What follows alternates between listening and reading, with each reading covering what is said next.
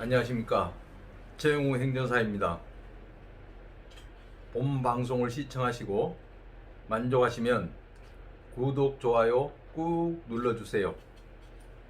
그리고 주변의 지인들과 공유하여 앞으로는 보험을 몰라서 보험회사로부터 당하는 보험 소비자가 단 한 분도 발생하는 일이 없도록 서로 도와주시기를 간절히 바랍니다.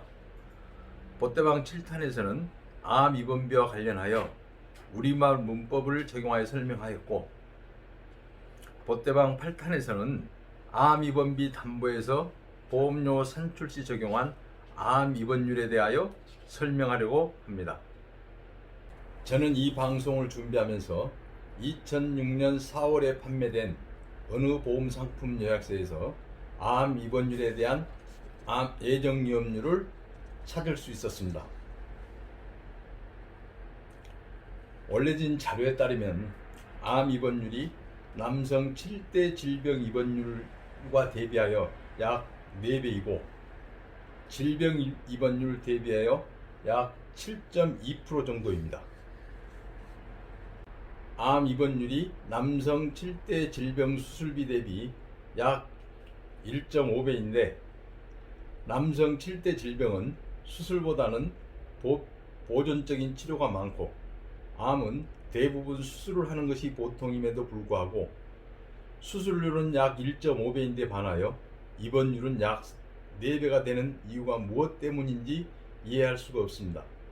특히 보험회사들이 암 입원비는 암의 직접적인 치료를 목적으로 입원한 경우에 한하여 입원비를 지급하는 것이라고 주장하고 있는 사실에 비춰보면 표에 나타난 암 입원율은 직접적인 치료를 목적으로 입원한 경우에 대한 수치라고 판단되는데, 길어야 한 달 또는 2달에 불과한 입원 기간에 비하여 터무니없게 높게 나타난 이유가 무엇인지 궁금합니다.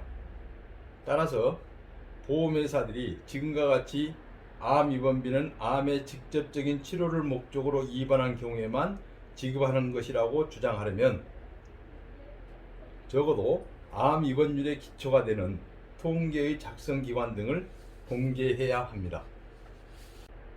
그러나 보험회사는 물론 승인 및 감독기관인 금융감독원조차도 이에 대한 정보를 공개하지 않고 있습니다. 그 이유는 아마도 보험료 산출의 기초가 된 통계기관에서 생산한 암 입원율이 암에 대한 모든 치료를 위해 입원한 경우를 모두 포함하고 있기 때문일 것이며, 통계기관에서 통계 자료를 생산할 때 암의 직접적인 치료를 목적으로 입원한 경우와 암의 치료를 직접적인 목적으로 입원한 경우로 분리하여 작성하지 않았기 때문일 것입니다. 보험회사들의 주장처럼 암 입원율이 암의 직접적인 치료를 목적으로 입원한 경우로 한정하여 생산된 통계라면 굳이 공개를 거부할 이유가 없을 것입니다. 법률 규정이나 약관 규정에 대한 최종적인 해석 적용 권한을 가진 우리나라 법원에서 2000년도 중반경에 이미 암 입원비는 암의 직접적인 치료를 목적으로 입원한 경우에 지급하는 것이라고 판시하였습니다. 그렇다면 보험회사 등은 보험약관에 당연히 암 입원비는 암의 직접적인 치료를 목적으로 입원한 경우에 지급합니다라고 규정하였다면 지금과 같은 분란은 일찍이 종식되었을 것입니다. 그러나 대부분의 보험회사들은 2018년 이전까지 거의 10년 이상 동안 암의 치료를 직접적인 목적으로 입원한 경우에 암 입원비를 지급합니다라고 기재된 보험 상품을 판매하였습니다. 그 이유는 두 가지입니다. 첫째는 보험약관의 암 입원비는 암의 직접적인 치료를 목적으로 입원한 경우에 지급합니다라고 기재하는 순간 암 입원비 담보의 보험료가 약 70 내지 80% 정도 줄어들게 되고, 또한 적용할 통계 자료를 새로 생산하여야 하기 때문이고, 둘째는 대한민국의 법원이나 판사님들은 대부분 약관의 규정보다는 판례를 우선하여 적용하는 관행이 있고, 또 한 번 정립된 판례는 쉽게 바뀌지 않는다는 사실을 보험회사들이 적절하게 악용하기 때문입니다.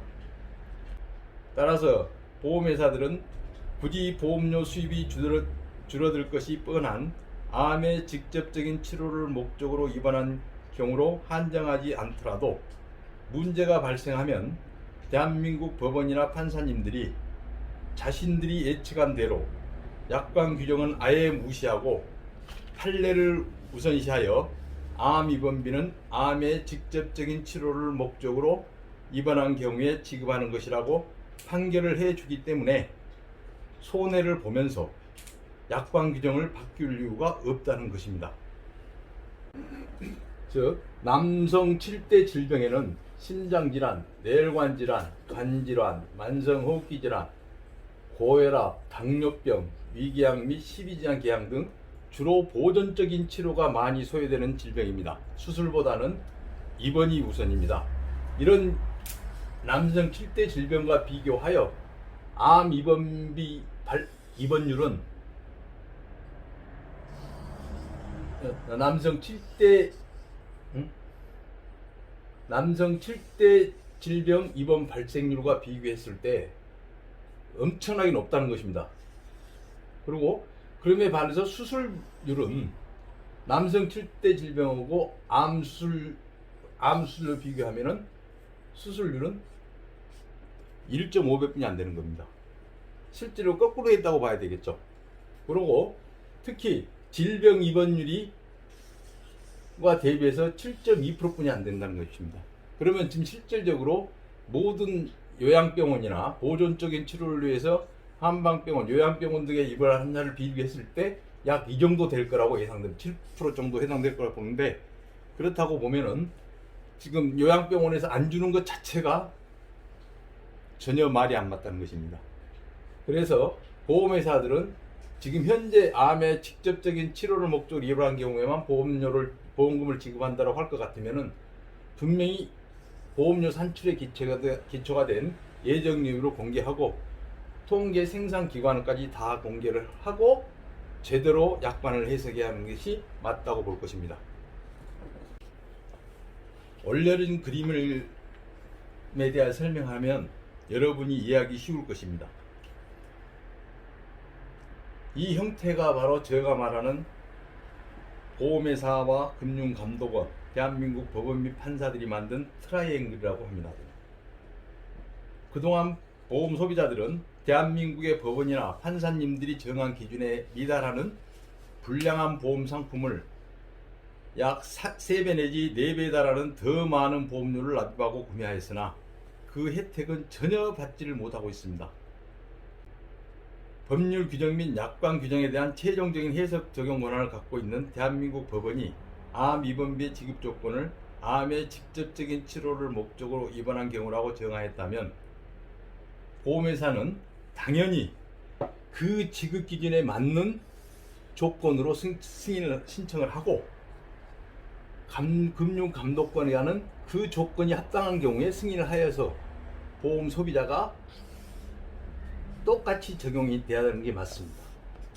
예를 들어서 보험 약관에 암의 직접적인 치료를 목적으로 판례가 나왔다면은 당연히 보험 약관에도 암의 직접적인 치료를 목적으로 입원이라고 기재하고 상품을 승인하고 판매해야 되는 게 맞습니다. 그러나 보험회사는 이러한 지급 조건을 보험사고로 하여 보험 상품을 제작하고 승인을 받아 판매해야 하는데, 이렇게 하지 않고 보험료가 많이 상전되는 암의 직접적인 치료를 목적으로 입원한 경우에 기재하고 또 보험금융감독원은 그 조건으로 승인하였습니다. 또 보험 소비자는 금융감독원과 보험회사를 믿고 그대로 따라줄 거라고 생각하고 보험계약을 체결했습니다. 그렇다면 법원도 당연히 동일한 조건으로 영향을 미쳐야 됩니다. 세 군데 다 보험회사, 금융감독원, 보험소비자 이렇게 해야 맞는데 실제 현실은 지금 그렇지 않습니다. 그 이유는 이 파란색이 지금 암의 치료를 직접적인 목적으로 한 경우에 해당된다면은 지금 현재 보상 시스템은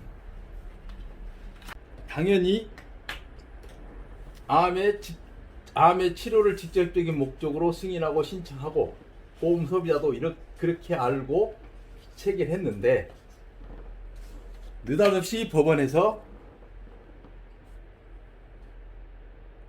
무슨 소리냐? 암 입원비는 암의 직접적인 치료를 한 경우에 지급하는 게 맞다 하고 압박하니까 금융감독원도 똑같은 의미로 해석을 해갖고 압박하고 보험 소비자도 똑같이 이렇게 하고 있습니다. 이것이 바로 트라이앵글의 시체입니다. 보험 소비자만 가운데 가다 놓고 애초에 약관 규정은 다 무시해 물고 법원이 새로 정한 이 약관 규정에 의해서 지배를 하는 겁니다.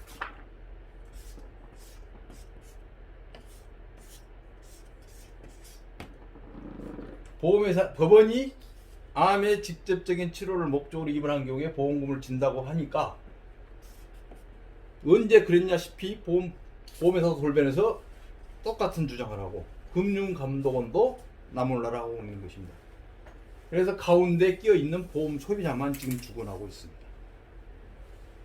즉 보험회사는 이러한 지급 조건을 보험 사고로 하여 보험 상품을 제작하고 승인을 받아 판매해야 하는데 그렇게 하지 않고 보험료가 많이 산정되는 암의 치료를 직접적인 목적으로 입원한 경우를 보험 사고로 정하여 금융감독원의 승인을 신청하고 신청을 받은 금융감독원은 보험사고의 범위가 대한민국 법원이 정한 보험사고의 범위를 벗어났다는 사실을 뻔히 알면서도 나중에 보험 소비자들이 죽든지 말든지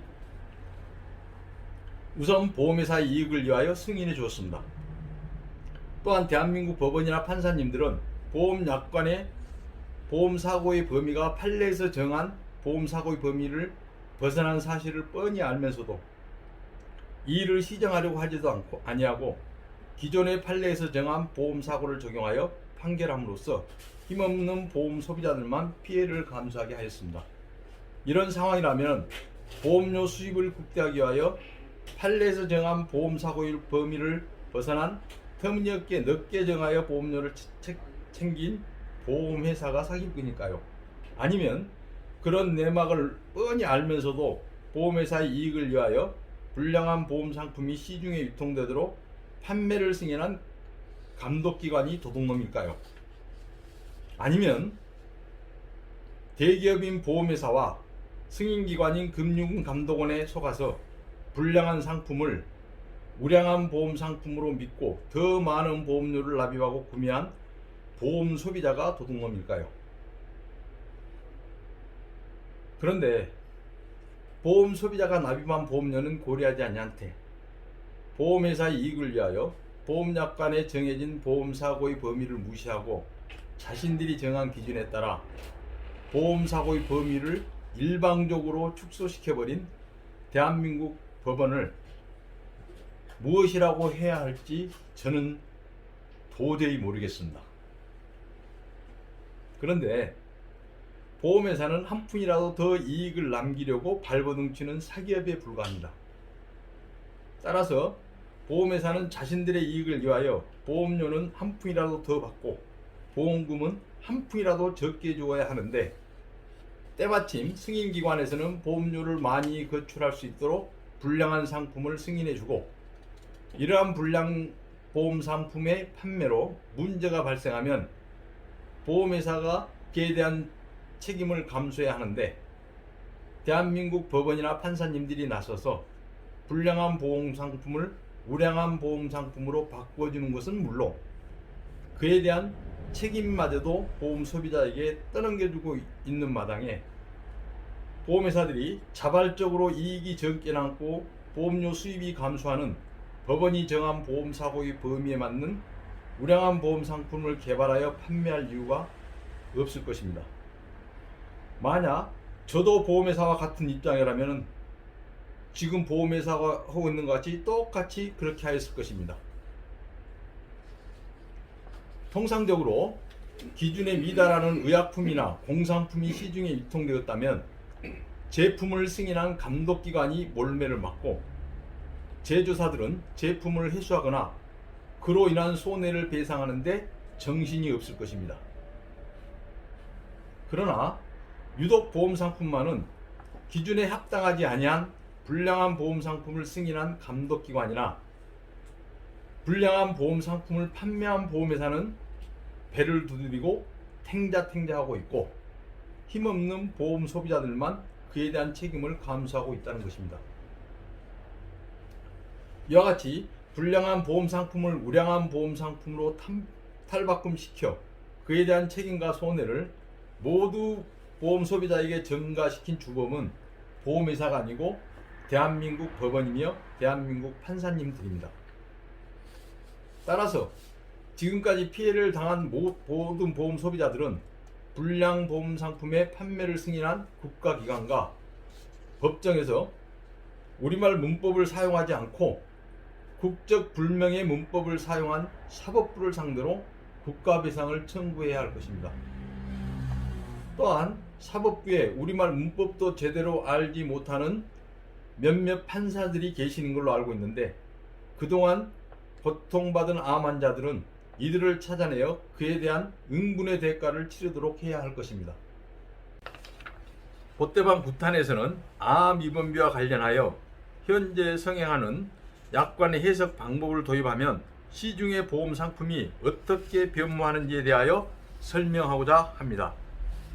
그리고 그동안 보험회사로부터 보험계약 무효소송, 부당이득금 반환 청구소송, 보험계약 강제해지, 또한 보험계약 담보삭제 등 억울한 일을 당하여 고통을 받고 계신 보험 소비자들이 계시면 댓글을 통하여 저에게 사연을 알려주십시오.